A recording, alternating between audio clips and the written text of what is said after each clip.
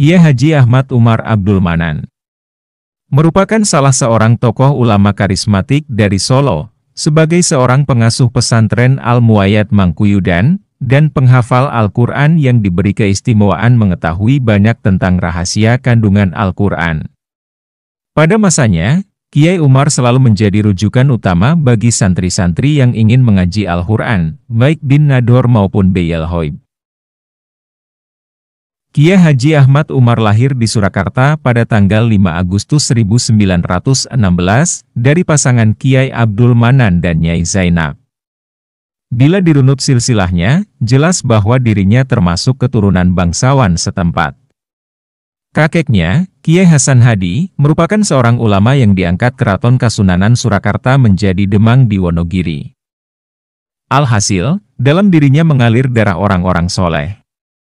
Menurut pengasuh pondok pesantren Al-Insaf Mojosongo, Kiai Haji Abdullah Sa'ad, Kiai Umar termasuk sebagai salah satu cagak bumi pada zamannya, yakni di era tahun 80-an. Kiai Maksum Lasem suatu ketika pernah menyebut, ada beberapa ulama yang menjadi cagak bumi, mereka yaitu Kiai Haji Arwani Amin Kudus, Kiai Haji Abdul Hamid Pasuruan, Habib Anis Al-Habsyi Solo, dan Kiai Haji Ahmad Umar Abdul Manan Solo.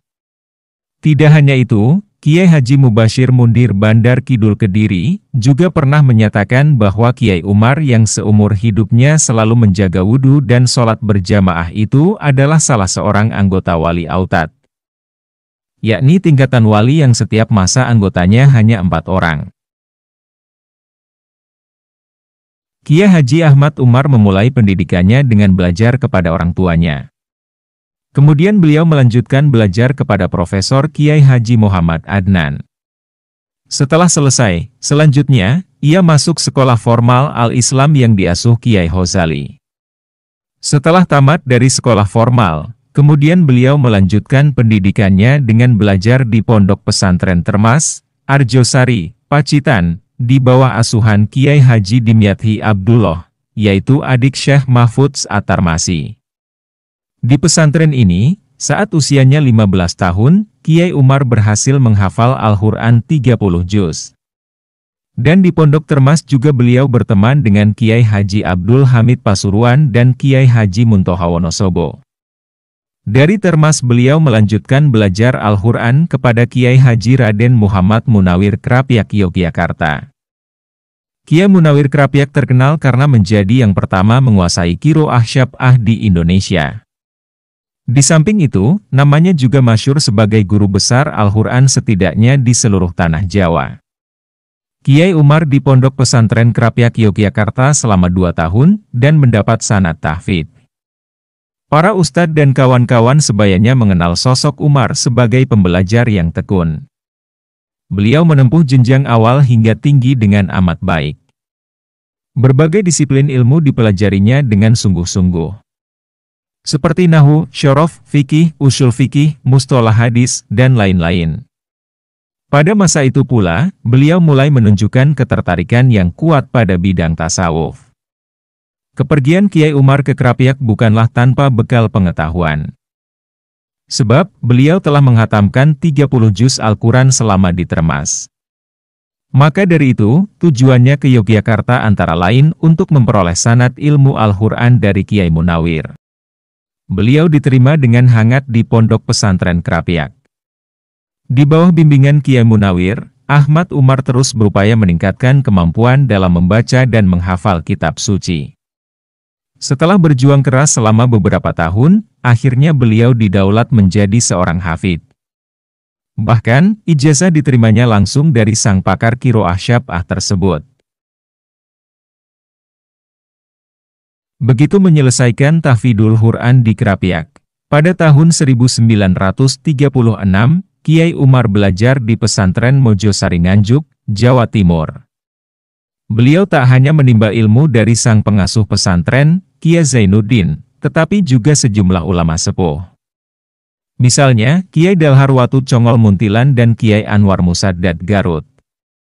Pada tahun 1937, saat usianya 21 tahun, Kiai Umar dipanggil pulang oleh ayahnya untuk menggantikan mengelola langgar. Waktu itu, Kiai Haji Abdul Manan dan para sahabatnya, yaitu Kiai Haji Ahmad Sofawi, dan Profesor Kiai Haji Muhammad Adnan sudah 7 tahun merintis pesantren Al-Muayyad, Mangkuyudan, Solo. Dahulu, sebelum berdiri pondok dan masjid, kegiatan pengajian yang dipimpin Kiai Abdul Manan masih dipusatkan di sebuah langgar panggung di Kampung Mangkuyudan. Pada perkembangannya, setelah dipegang Kiai Umar, langgar panggung tersebut semakin ramai dengan para santri yang berdatangan dari berbagai daerah. Bahkan, bagian bawah langgar pun tak cukup untuk menampung tempat tinggal para santri. Kiai Umar kemudian memohon kepada sang ayah untuk membeli sebagian tanah milik Kiai Haji Ahmad Sofawi. Pada awalnya Kiai Sofawi tidak mau menjual tanahnya, karena beliau sendiri tidak berkeberatan tanahnya digunakan untuk pondok pesantren. Namun akhirnya Kiai Sofawi bisa memahami alasan rencana pembelian tanah oleh keluarga Kiai Abdul Manan. Lalu dibelilah sebidang tanah untuk pondok tak jauh dari langgar panggung. Untuk membeli tanah ini, Kiai Abdul Manan menjual sebidang tanah milik beliau yang terletak di sebelah selatan stasiun Purwosari. Pondok itu kemudian dibangun pada tahun 1947 dan diberi nama Pondok Pesantren Al-Muayyad Mangkuyudan. Yang di sebelah baratnya telah berdiri Masjid Al-Muayyad seluas 183 meter persegi yang merupakan wakaf dari Kiai Ahmad Sofawi. Beberapa tahun kemudian, berbagai level pendidikan sudah tersedia di sana.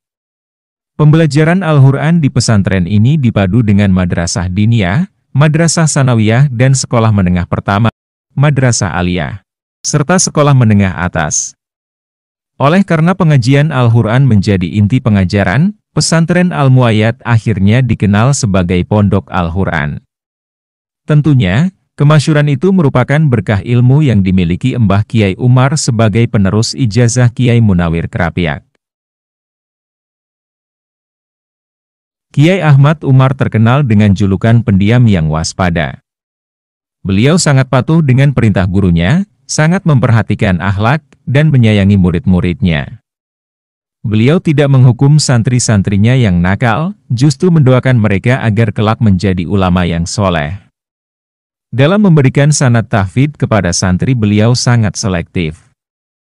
Tidak semua santri mendapatkan ijazah dan sanad langsung dari Mbah Kiai Umar. Sebab Mbah Kiai Umar terbilang sangat hati-hati dalam memberikan ijazah. Selain mempertimbangkan kesohihan, kelancaran, dan kefasihan bacaan, memperhatikan pula akhlak santri yang akan diberi sanad. Lebih dari itu, sebelum memberikan sanad kepada santrinya, beliau terlebih dahulu melakukan sholat istikharah meminta petunjuk kepada Allah. Oleh karena itu, meskipun santri tahfidzul Qur'annya ribuan, namun tidak banyak santri yang telah mendapatkan ijazah sanad Al-Quran dari beliau. Di tengah kesibukannya dalam mengajar, Kiai Umar ikut memperhatikan keberlangsungan Jamiah Nahdlatul Ulama, khususnya di wilayah Solo Raya. Di masa kepemimpinannya, Al-Muayyad bergabung menjadi anggota Robithoh Al-Mahad Al-Islamiyah Nahdlatul Ulama. Meskipun Kiai Umar tidak pernah mengemban amanah di kepengurusan NU secara struktural, namun dukungannya kepada NU begitu luar biasa. Salah satu kisah, ketika NU memutuskan keluar dari Masyumi, setelah istikharah, Mbah Umar langsung mengganti pelang Masyumi yang tadinya dipasang di sekitar kompleks pondok dengan pelang NU. Demikian pula ketika terjadi kemelut pada NU yang berujung pada terbelahnya NU menjadi dua kubu, yakni kubu Situbondo dan kubu Cipete. Kiai Dian Nafik yang kala itu masih muda, bertanya kepada Kiai Umar perihal kejadian ini. Pertanyaan tersebut kemudian dijawab oleh Kiai Umar, orang itu pangkatnya lain-lain. Ada yang pangkatnya memikirkan NU, ada yang pangkatnya mengurusi NU. Lah kita ini baru sampai pangkat mengamalkan NU. Ya sudah, bagian kita ini saja kita laksanakan. Mengajar santri, ngopeni orang kampung. Jangan sampai terlalu banyak orang memikirkan dan ngurusi NU tapi langka yang mengamalkannya. Kiai Haji Ahmad Umar wafat pada tanggal 11 Ramadan 1400 Hijriah bertepatan dengan 24 Juli 1980 Masehi. Beliau meninggalkan seorang istri, Nyai Hajah Syofiah. Atas permintaan dua sahabatnya, Kiai Abdul Honi Ahmad Sajadi dan Haji Wongso Bandi, jenazah sang alamah dimakamkan di belakang Masjid Al-Muayyad, di tengah kompleks pesantren. Salah seorang santri bercerita, 2 bulan sebelumnya, kedua orang yang dekat dengan Kiai Umar itu sempat berbincang bahwa biasanya pesantren akan pudar sinarnya bila kiainya wafat tanpa meninggalkan anak. Untuk mengatasi hal itu berdasarkan petunjuk para kiai sepuh, hendaknya jasad Kiai Umar dimakamkan di kompleks pesantren. Diibaratkan, liang lahat sang kiai akan menjadi bintang yang tetap memancarkan cahayanya hingga tidak memudarkan pesantren yang ditinggalkannya. Karomah Kiai Umar dengan santri nakal. Suatu hari, kepala pengurus pondok, biasa disebut lurah pondok, merasa pusing mengatasi santri-santri nakal yang kerap membuat ulah. Maka, sang lurah pun melaporkan masalah ini kepada Kiai Umar. Mendapat laporan soal santri-santri yang nakal ini, Kiai Umar kemudian memanggil lurah pondok. "Kang, tolong catat nama santri-santri yang nakal ya. Di ranking ya. Paling atas paling nakal. Urutannya, paling nakal, nakal sekali, nakal, agak nakal," kata Kiai Umar. Mendapatkan perintah demikian, lurah pondok merasa senang bukan kepalang. Dalam bayangan lurah pondok, beban sebagai seorang kepala pengurus pesantren bisa sedikit berkurang. Setidaknya, tidak akan melihat lagi para santri nakal, pikirnya. Kapok muka Panli. Dikasih tahu pengurus pondok ngeyel banget. "Sekarang namamu tak tulis pakai spidol besar-besar," kata lurah pondok girang sekembalinya ke kantor pengurus pondok. Dengan semangat lurah pondok menulis beberapa nama santri nakal. Setelah selesai mendaftar beberapa nama santri nakal, ia langsung melapor. "Ini Kiai," katanya kepada Kiai Umar. Lurah pondok kemudian pamit dan menunggu keputusan Kiai Umar. Seminggu, 2 minggu, 3 minggu. Kok tidak ada tindakan apa-apa? Batin lurah pondok heran. Santri-santri nakal itu masih saja berkeliaran di pesantren. Jangankan diusir atau dikeluarkan dari pesantren, dipanggil ke rumah Kiai untuk menghadap Kiai Umar saja tidak. Akhirnya karena penasaran, lurah pondok lantas memberanikan diri sowan untuk bertanya. "Pak Kiai, nyuwun sewu." "Iya, kenapa?" tanya Kiai Umar. "Itu, Pak Kiai, santri-santri nakalnya kok belum diusir dari pondok?" tanya lurah pondok. "Loh, siapa? Santri yang mana?" ucap Kiai Umar. "Itu, santri yang kemarin saya catat nama-namanya dan saya serahkan ke Pak Kiai." "Loh, kok diusir emang kenapa?" tanya Kiai Umar. "Lah, kan itu santri nakal-nakal," jawab lurah pondok semakin bingung. Kiai Umar hanya tersenyum mendengar pertanyaan lurah pondok. "Kang, mereka ini, santri-santri beling ini, mereka dipondokkan justru karena mereka nakal." "Dipondokkan itu memang supaya tidak nakal," kata Kiai Umar. Lurah pondok bingung.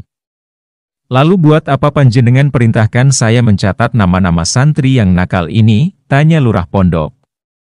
"Kang, kamu kan tahu sendiri kalau setelah sholat tahajud, doaku ya mendoakan seluruh santri-santriku semua. Nah, catatan nama-nama itu tak bawa, untuk khususon. Biar diprioritaskan," terang Kiai Umar. Mendengar penjelasan itu, lurah pondok manggut-manggut, tanda paham. Kiai Umar memang punya cara sendiri untuk mendidik santri nakal. Bahkan, tidak jarang beliau memanggil santri nakal ke kediamannya dan dijamu dengan makanan yang enak-enak. Diajak bicara baik-baik, sampai si santri merasa bersalah dan akhirnya mau memperbaiki diri. Kisah inilah yang kemudian menginspirasi lurah pondok yang di kemudian hari menerapkan cara yang sama dalam menghadapi santri nakal di pesantren yang diasuhnya. Lurah pondok ini adalah Kiai Haji Baidhowi Syamsuri, pengasuh pondok pesantren Sirojut Tholibin, di Brabu, Purwodadi, Jawa Tengah. Bukan hanya mendoakan, Kiai Baidhowi juga sering menggunakan cara yang sama dengan Kiai Umar. Menjamu santri nakal makan di kediamannya untuk diajak bicara dan dinasehati baik-baik. Cara yang sama juga dilakukan Kiai Ali Maksum, teman Kiai Umar, pendiri Pondok Pesantren Ali Maksum Krapyak. Beliau sering mengajak santri-santrinya yang nakal untuk jalan-jalan naik sepeda ontel dan menyuruh mereka sering-sering main ke rumahnya. Bahkan si santri kadang dijamu layaknya tamu kehormatan. Sekian dekade berlalu setelah kejadian Kiai Umar dan santri nakalnya, Kiai Haji Ahmad Mustofa Bisri, Gus Mus, menceritakan kembali kisah tersebut ketika memperingati haul Kiai Haji Umar Abdul Manan di Pondok Pesantren Al-Muayyad Solo. Suatu ketika saya diundang ceramah di Pesantren Az-Zahro, Kendal, Jawa Tengah, pesantren dengan kiai yang masih sangat muda saat itu. Ujar Gus Mus. Ada puluhan ribu orang yang hadir. Di pengajian tersebut, Gus Mus bercerita tentang kisah Kiai Umar dan santri nakalnya. Ketika hadirin yang lain tertawa mendengar cerita Gus Mus, hanya satu orang yang tidak tertawa. Kiai muda ini tertunduk diam. Apa kiai ini tidak paham yang saya sampaikan atau bagaimana? Kok tidak ada ekspresi apa-apa saat dengar cerita saya? Ujar Gus Mus. Begitu Gus Mus turun dari mimbar, kiai muda ini langsung merangkul Gus Mus. Tentu saja Gus Mus terkejut. Dalam pelukannya, kiai muda ini berkata, "Alhamdulillah, Kiai. Panjenengan tidak menyebut nama." "Loh, memangnya kenapa?" tanya Gus Mus bingung. Dengan nada bicara pelan, kiai muda ini berkata, "Saya itu, santri yang dicatat lurah pondok di ranking paling atas." Gus Mus pun kaget, heran dan kagum. Dengan statusnya dulu sebagai santri ternakal, dia sekarang jadi kiai dengan ribuan santri.